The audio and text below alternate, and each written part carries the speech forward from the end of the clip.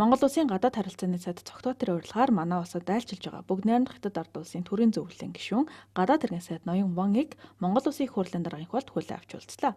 Уулзалтынханд улсын их хурлын даргын хуралд бүгд найрамдах хятад ард улсын төрийн зөвлөлийн гишүүн гадаад хэргийн сайд эрхэмсэг Ноён Ваны болон дагалдан яваа төлөөлөгчдийг хүлээн авч уулзаж байгаадаа сэтгэл хангалуун байгаагаа илэрхийлээд энэхүү айлчлал хоёр орны харилцааны түүхэнд чухал хувь нэмэр оруулна гэдэгт итгэлтэй байгаагаа илэрхийлсэн юм.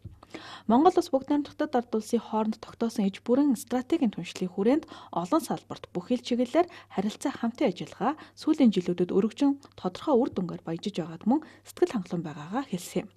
Харилцаа хамтын ажиллагааг хөгжүүлэхэд хоёр орны язгуур ашиг сонирхлыг харилцан ойлголцож, хүндэтгэлтэй хандан тулгарч байгаа асуудлуудыг яриа хэлцээрийн замаар шийдвэрлэж байх нь хамтын ажиллагааны үр дүн гарах үндэс суурь гэдгийг улсын их хурлын дарга онцолсон. Мөн манай хоёр орны хамтын ажиллагаанд өндөр дэд хэмжээний болон төрийн яамны сайд нарын харилцан айлчлалууд болж, эдгээрийн хүрээнд яригдсан тодорхой яриа хэлцээрийг бодит ажил хэрэг болгох чиглэлээр талууд санаачлаг гарган ажиллах нь чухал болохыг мөн дурдсан юм. Ноён Ваны уулзалтынд бүх хятадын ардын төлөөлөгчдийн их хурлын байнгын хорооны дарга Ли Жаншугийн мэдчилгээг улсын их хурлын даргын хуулдад уламжлаад хүлээн авч уулзсанд талархал илэрхийллээ. Тэрээр Монгол улсын их хурл бол ард түмний төлөөлөл бөгөөд хоёр орны ард иргэдийн хоорондын харилцааг өргөжүүлэх, ойлголцлыг нэмэгдүүлэхэд чухал үүрэг гүйцэтгэх боломжтой юм а.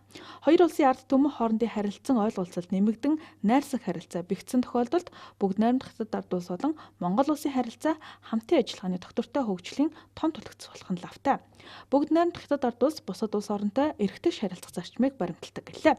Уулзалтын үеэр бүс ба зам санаачлах үр ашигын талаар Монгол улс дэмжин оролцоод эдийн засаг нийгмийн харилцаанд гарах олон талын ахиц дэвшлийн талаар мөн ярилцлаа.